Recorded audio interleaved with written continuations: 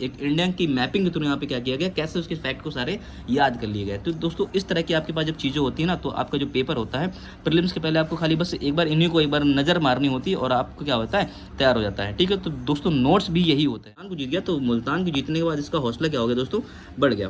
दोस्तों यहाँ पे मैं देख रहा हूँ, आप देखो कि अभी वीडियो में केवल 5 ही 6 मिनट हुए हैं और मैंने इतनी सारी इन्फॉर्मेशन आपको बता दी।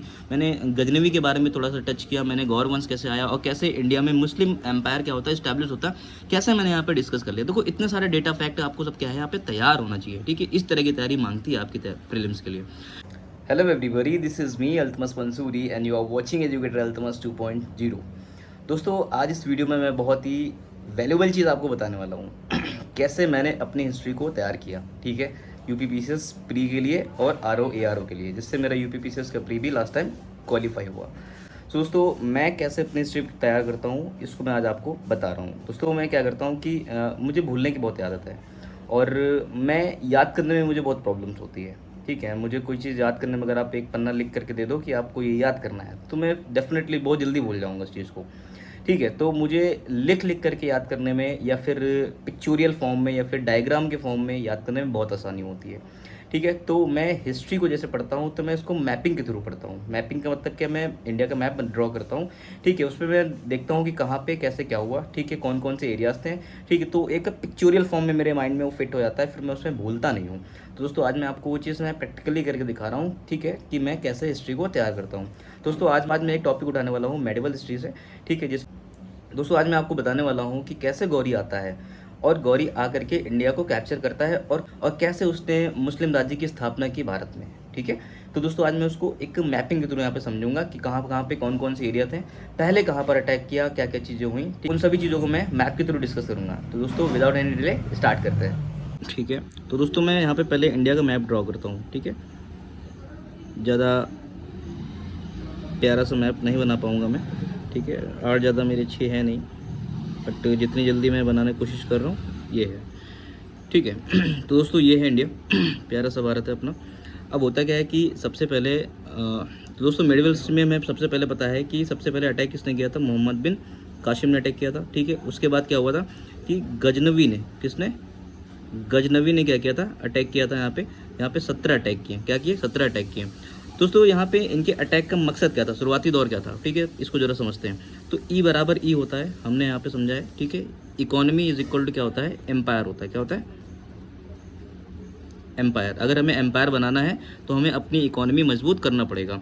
तो दोस्तों ये गजनवी के बारे में क्या है, गजनवी क्या है, एक साम्राज्यवादी शासक रहा है।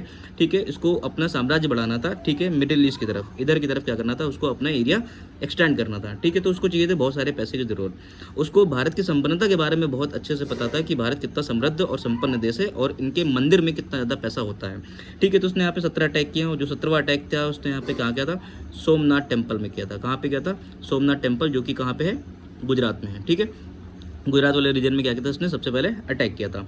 अब दोस्तों होता क्या है, ठीक है, जब ये गजनवी अटैक कर रहा था, ठीक है, फिर इसके बाद यहाँ पे गौरी आता है। कौन आता है, गौरी आता है। तो उस टाइम था क्या, इंडिया में किसका शासन चल रहा था, दोस्तों यहाँ पे राजपूतों का शासन चल रहा था। किसका चल रहा था, राजपूतों का शासन चल रहा था। इसके बारे में एक डेडिकेटेड वीडियो बनाऊंगा मैं, राजपूतों का वंश के बारे में। ठीक है, एक वीडियो बनाऊंगा। ठीक है, तो दोस्तों यहाँ पे जरा देखते हैं कि ये दोस्तों ये है राजस्थान का एरिया है। तो यहाँ पे दोस्तों ये है अजमेर, क्या है, ये है अजमेर का रीजन है। और ये क्या है दोस्तों, ये दिल्ली का रीजन है। दोस्तों ये है गुजरात और ये दोस्तों यहाँ पे कह लो दक्षिणी गुजरात कह लो। तो यहाँ पे दोस्तों चालुक्य वंश का शासन रहा है। किसका रहा है, चालुक्य वंश का शासन रहा है। और ये दोस्तों यहाँ पे क्या है, ये अजमेर है। ठीक है, ये अजमेर है और ये क्या है, ये दिल्ली है। दोस्तों यहाँ पे अजमेर में किसका शासन रहा है, चौहान का शासन रहा है। किसका रहा है, चौहान वंश का शासन यहाँ पे रहा है। अब दोस्तों ये क्या है, दोस्तों ये है यूपी का क्षेत्र है, जिसको हम लोग कन्नौज वाला एरिया बोल सकते हैं। क्या बोल सकते हैं, कन्नौज का क्षेत्र बोल सकते हैं। यहाँ पे गढ़वाल रहा है। कौन रहा है, गढ़वाल वंश का शासक रहा है। ठीक है, तो दोस्तों यहाँ पे चालुक्य शासक कौन था, भीम द्वितीय था। कौन था, भीम सेकेंड था। ठीक है, और चौहान में कौन था, पृथ्वीराज चौहान था। पृथ्वीराज चौहान, ठीक है, यहाँ पे रिकॉर्ड कर रहा हूँ ऐसे। और पृथ्वीराज चौहान का जो इन्फ्लुएंस था दोस्तों वो कहाँ तक के, दिल्ली तक की था। ठीक है, और यहाँ पे कौन है दोस्तों, यहाँ पे गढ़वाल वंश है। ठीक है, जहाँ पे ये कन्नौज का क्षेत्र है और वर्तमान में ये फिरोजाबाद का एरिया लगता है। ठीक है, तो यहाँ पे कौन था, राजा जयचंद थे। कौन थे, जयचंद थे। ठीक है, अब यहाँ पे दोस्तों देखते हैं होता क्या है। दोस्तों अब यहाँ पे सबसे पहले क्या होता है, इसने 17 अटैक कर लिए।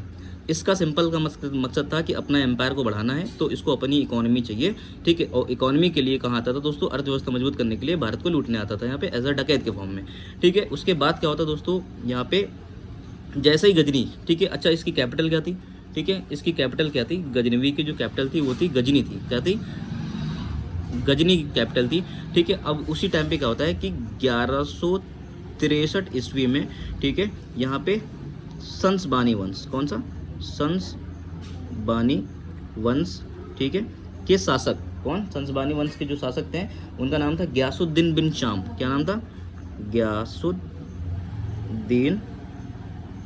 बिन शाम। वो क्या करते हैं, इंडिया पे अटैक करते हैं, क्या करते हैं, अटैक करते हैं, ठीक है।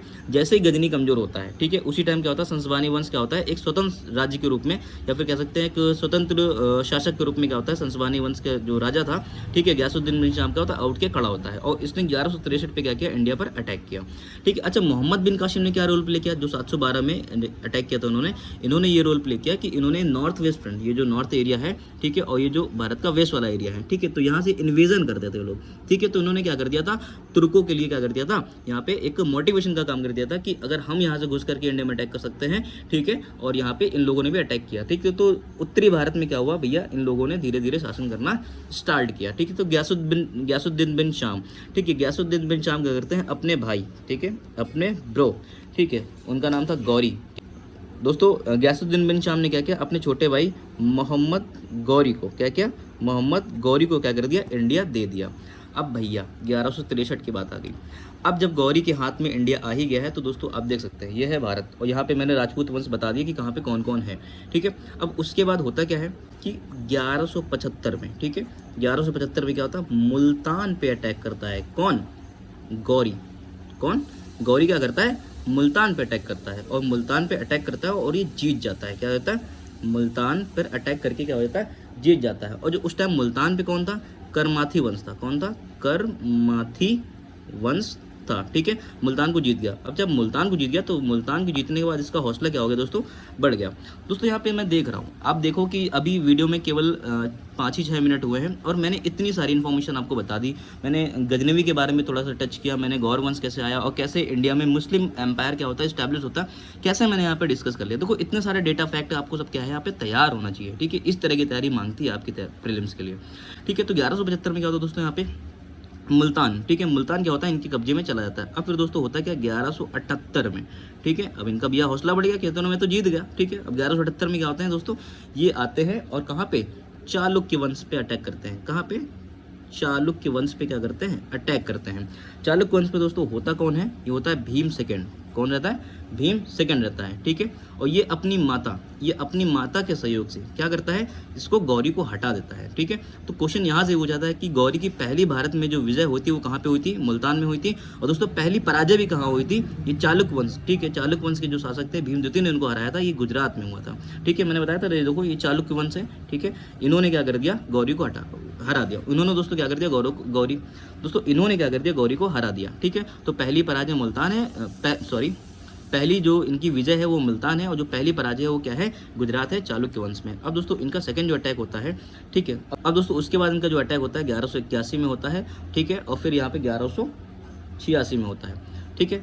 अब दोस्तों इनका जो दूसरा अटैक होता है वो 1181 में और 1186 में होता है, ठीक है, जो कि कहाँ पे होता है, पंजाब पे होता है, क्या होता है, पंजाब में करते हैं, ठीक है। और जो उस टाइम जो पंजाब के राजा थे, ठीक है, वो खुसरो मलिक था, कौन था, खुसरो मलिक था, ठीक है। अभी खुसरो मलिक कौन है, ये गजनी का चेला था, किसका चेला था, गजनी का चेला था, ठीक है। गजनी हमें पता है ना 17 बार अटैक किया था, तो जब मुल्तान जीत गया था, पंजाब में भी उसका शासन हो गया था, तो उसने क्या कर दिया, तो गजनी किसको हाथ में दे दी थी, खुसरो मलिक के हाथ में दे दी थी, ठीक है। अब गौरी ने क्या कर दिया, 1181 में पहला अटैक किया। अब गौरी ने क्या कर दिया, 1181 में पहला अटैक किया और 1186 में क्या किया, पंजाब पे दूसरा अटैक किया, ठीक है, खुसरो मलिक के ऊपर। अब उसके बाद दोस्तों क्या होता है, अब इसका जो रियल वाला काम चालू होता है वो 1191 हुआ, क्या हुआ, 1191। अब दोस्तों इसने किसको अटैक किया 1191 में, ठीक है, यहाँ पे पृथ्वीराज चौहान के ऊपर अटैक किया और पृथ्वीराज चौहान ने इनको क्या कर दिया, पराजित कर दिया, क्या कर दिया, पराजित कर दिया, ठीक है। इसका मतलब गौरी क्या हो गया, गौरी हार गया, गौरी डिफीटेड हो गया, ठीक है। अब उसके बाद जो पृथ्वीराज चौहान थे, गौरी को क्या कर लिया, हल्के में ले लिया, ठीक है। आज जब इनको हल्के में लिया तो 1192 में गौरी क्या करता है, फिर से रिटेलिएट करता है। क्या करता है, गौरी फिर से रिटेलिएट करता है और इस बार गौरी क्या हो जाता है, जीत जाता है। क्या हो जाता है दोस्तों, जीत जाता है। ठीक है, तो आपने यहाँ पे देखा कि कैसे गौरी ने क्या कर दिया, पहले मुल्तान को कैप्चर किया, फिर पंजाब को कैप्चर किया, फिर दोस्तों धीरे धीरे क्या कर दिया इसने, पृथ्वीराज चौहान को हरा करके, ठीक है, बैटल ऑफ तराइन, ठीक है, ये दोनों ही बैटल क्या है, बैटल ऑफ तराइन है, यहाँ पे दोनों को हरा दिया और ठीक है, और धीरे से क्या कर लिया, ये अजमेर को क्या कर लिया, अपने हाथ में ले लिया, राजस्थान में घुस गया। ठीक है, अब उसके बाद दोस्तों क्या है कि 1194 में, ठीक है, जयचंद, कौन, जय चंद के ऊपर क्या करता है, ये अटैक करता है। ठीक है, राजा जयचंद के ऊपर अटैक करता है, जो कि कहाँ पे, गढ़वाल वंश के थे। कहाँ पे, गढ़वाल वंश के थे। मैंने बता रहा हूँ ना कि ये सब ये क्या थे, राजपूत वंश थे। ठीक है, तो क्योंकि इंडिया में उस टाइम किसका अटैक, वो टाइम पीरियड चल रहा था, राजपूतों का चल रहा था। तो दोस्तों यहाँ पे देखा मैंने कि आपको कैसे मैंने समझाया। ठीक है, और फिर दोस्तों यहाँ पे होता है क्या, जैसे ये गौरी था, ठीक है, 1192 का जो टाइम था, गौरी ने क्या कर दिया, इंडिया में मुस्लिम पावर को क्या कर दिया, मुस्लिम पावर को क्या कर दिया, या मुस्लिम रूल को क्या कर दिया, मुस्लिम रूल को इस्टेब्लिश कर दिया। क्या कर दिया दोस्तों, इंडिया में मुस्लिम रूल क्या हो गया, इस्टेब्लिश हो गया दोस्तों। लेकिन गौरी जो था, ठीक है, अब गौरी का जो पर्पस क्या था इंडिया में आने का, यहाँ पे ये रूल करना चाहता था, और गजनवी का पर्पस यहाँ पे क्या था, यहाँ से धन लूटने का पर्पस था। ठीक है, तो दोनों में ही यहाँ पे सारी चीज़ें समझने की कोशिश की जाएंगी।